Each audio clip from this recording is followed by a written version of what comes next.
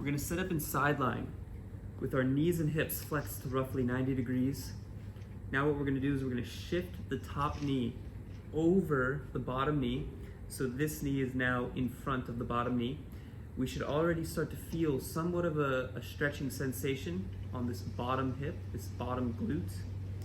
Now from here, we're just gonna raise up into a mini side plank. Make sure this shoulder isn't just fully rotating over, but it's actually, the lift is actually coming from the hip.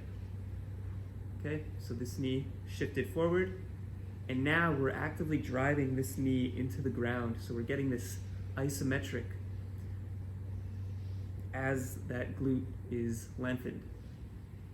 So now what we can do to further load this bottom leg is lift this knee up. So now I'm fully supporting myself with this bottom leg and just hovering this hip off the ground.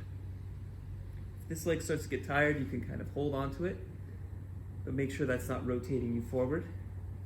Okay, now what we can do here to further increase the demand is I can now shift my pelvis back a little bit into more flexion, as if I'm moving my glute toward my ankle.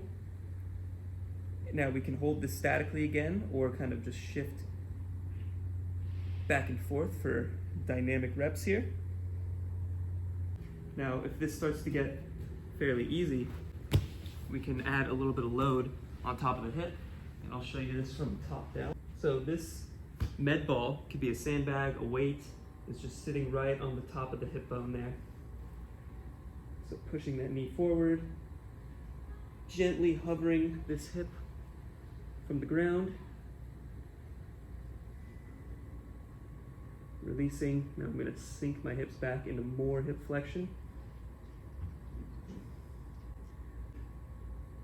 We want to bias hip flexion and internal rotation of the bottom leg.